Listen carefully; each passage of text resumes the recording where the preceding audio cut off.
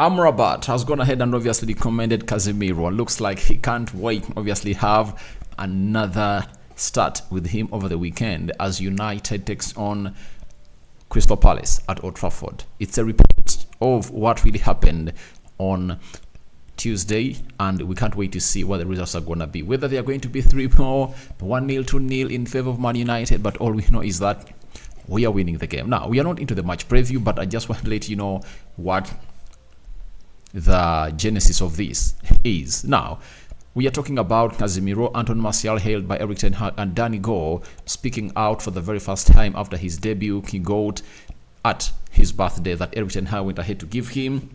Ten Hag said, "You must deserve it to play into the team of Manchester United if you're youngster, not a matter of trying to really elevate them from the academy when they are not yet ready to obviously give us the fruits that they really deserve to give us as we, the fans of Manchester United." Now, let's go straight to what Sofyan Amrabat really had to say. Now, all I want to let you know is that the Carabao Cup draw is obviously going to start off anytime from now, and I'm going to be letting you know in the next video who United is going to be drawn with. Man City has been knocked out. Arsenal are through. Chelsea are through. They're going to have to knock out Brighton, and let's wait and see how that pans out. Now, let's start it off with exactly what Sofyan Amrabat had to say about Casemiro. He said the following: "Casemiro is a fantastic player, one of the best in this position. It's good to play alongside him, but I think we have a lot of quality midfielders. We have a good squad." Now, what makes the squad of United to be good and complete is Sofyan Amrabat. You know, what you saw last season about Casemiro is nothing. Now, you are going to see more of Casemiro that you haven't seen. When he was playing at Real Madrid, he was so much rigid, and they used to tell him that he was supposed to shield the back four. Modric and Toni Kroos were given the allowance to obviously operate into the further positions of the pitch, especially in the final third.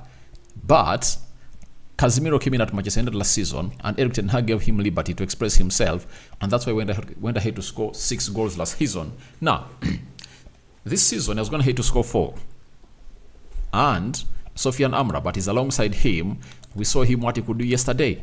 He scored a goal, and he obviously created an assist. Now, if you're not ready for the first midfielder to score close to 20 goals from the midfield at Manchester United since, I think, Paul Scholes, I'm talking about the central midfielder, you know, who plays deep in the midfield, because Paul Scholes used to really play deep in the midfield and obviously come in through and score goals.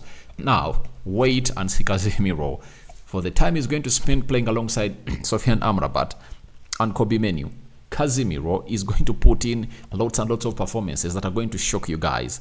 Just get ready for a man like Casemiro, and he is obviously going to take it to the next level, and most of you guys are obviously going to take us for granted as we say this, but wait for this. You're going to evidence it with your naked eyes. Casemiro is obviously going to really turn this entire team around because of Sofyan Amrabat, and Sofyan Amrabat is also delighted to play alongside him. If at all you watch the World Cup, you really saw the qualities of Sofyan Amrabat, and you now know what he has in his tank to obviously get ready for this beautiful game of Manchester United and Crystal Palace via the weekend.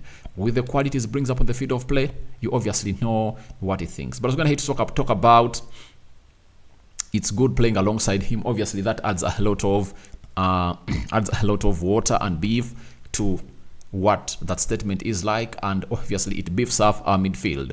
And he says he thinks United have a lot of good midfielders. Obviously, with the presence of Sofyan Amrabat, we saw Mason Mount come good.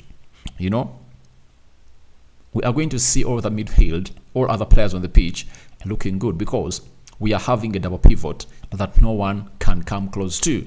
I want to see us playing Liverpool at Anfield and facing them there when you're having Casemiro and Sofyan Amrabat in that midfield. That's what I want to see. I want to see us have that double pivot, a full 90, and see whether Liverpool can come close to us. You know, teams have gone ahead to obviously come in, annihilate us, and obviously destroy us because of our midfield. Casemiro, enough was not enough. Eriksen couldn't get the job done with Casemiro. Scott McTominay couldn't. You get? So, all I want to see is that midfield, and I think that's why Sofyan Amrabat is really close to that, and I was going to put out that statement. Now, he also went ahead and really said that after the last match, the Conference League final, that's when the transfer window started for me. Long months, very difficult months, but I'm here now, and it's the most important thing.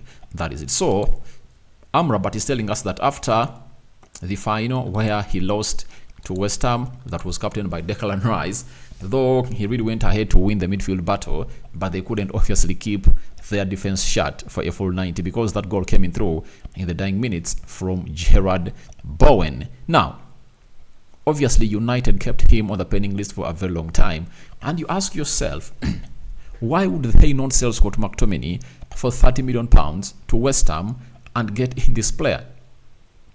Before Newcastle went in for Tinali, they wanted to sign Scott McTominay, and they are willing to offer 30 to 35 million pounds. United couldn't get hold of that money. Yet, if at all we went ahead to get hold of that money, we would have found ourselves in a position of really getting in the best that we deserve as a club, and then bring it to our levels.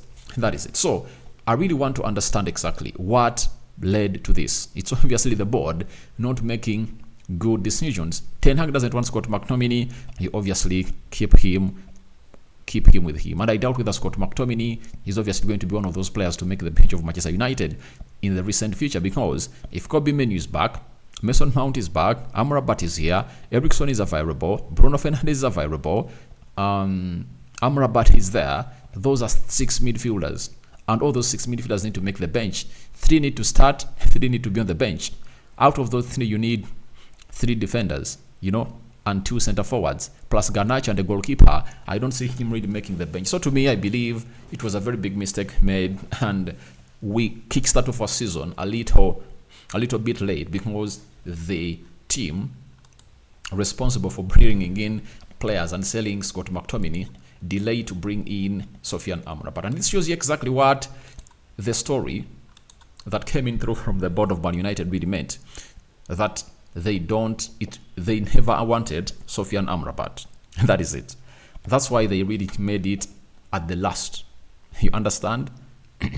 That is it. So, having made it the last signing, it has gone ahead to obviously prove the board wrong, and Ten Hag is obviously over the hype. And I think this is going to end the narrative that Erik Ten Hag is using his agency to bring in players, but these players are already taking us to the next level. And tomorrow I'm going to bring a story that has been told to us that Man United are planning to give Sofyan Amrabat a long-term Erik Ten Hag to extend his contract, because they believe he's obviously going to take us to the next level that nobody will take us to. Now, let's talk about Erik Ten Hag talking about Anthony Martial. He said, superb finish, it's important, it'll give him confidence, very happy and satisfied with his performance. Now, for every person in the world, you need that time to obviously come and act well and obviously win everything. For Anthony Martial yesterday, came on and obviously played some 70 minutes, and he scored a very beautiful goal. And I think for the confidence boost of it, it's obviously going to be great for Anthony Martial. And I think Rasmus Højlund will lead the line. Martial will obviously come in through and start some games, and obviously sometimes Rasmus will start. I think they're going to share that. But you saw to it that competition is going to be healthy, and Martial is really happy. Narratives were being strayed about Anthony Martial that he wants to be the main man, but I think it's all about you handle certain players. If a player puts in the energy and really defends the team very well, there are certain things you just need to really uplift him. Martial was really vocal, and he said that Louis van Gaal used to take him through some video and obviously told him that you're supposed to play like this, you're supposed to do this and this, and he learned his mistakes. Jose Mourinho didn't do it. He just went ahead to frustrate him by taking shirt number 9 off him and giving it to Zlatan Ibrahimovic without the player's knowledge.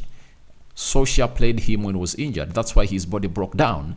But Erik Ten Hag is trying to mend him back, and obviously that he obviously heals to where we want him to be. And I anticipate a very good season for Anthony Martial. You know why?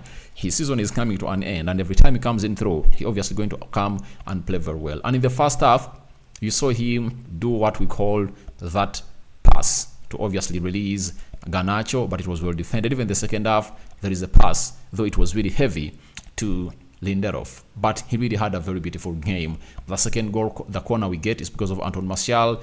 Good touch, and obviously it went into corner. Facundo Pellistri that brought in there for you. So guys, for Anton Martial, I believe we are going to go. I think he needed another striker. This team only had one striker, and that obviously affected him very many times.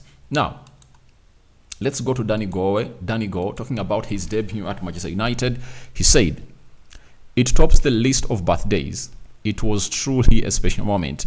I don't think words can describe that feeling, seeing the fans. It's everything you dreamed of coming true." Obviously, if at all you're a player in the academy of Manchester United, all what you dream about is coming in through and having your debut. But having it on your birthday makes it special, and it shows you that maybe Dan Gore might turn out to be one of the best players at the club of Manchester United. Then he added on and really said that it means everything to me to make your debut, growing up as a Man United, growing up as a United along with my family. It means a lot to them, and they were all here supporting me.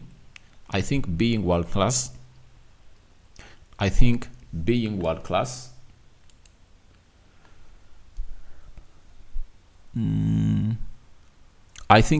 around world-class players day in and day out has really helped me improve my game. That is Danny Gore for you. And he concluded by saying, you grow up watching these players, so to play with them, you watch them on TV, winning the Champions League, it's actually surreal. That is Dan Gore for you. And I think he's going to be having a very bright future ahead of this side of United, because I don't really anticipate anything that is going to stop him to thrive at this club of Manchester United. So guys, your thoughts on Amrabat, commenting Casemiro are welcome in the comment section below. What do you make about Erik ten Hag praising Anton Martial, and lastly Dan Gore breaking silence on his debut that happened on Tuesday night? May the Lord bless you abundantly and protect you through the night. Muslims, may Allah do the same. I sign out. See you tomorrow.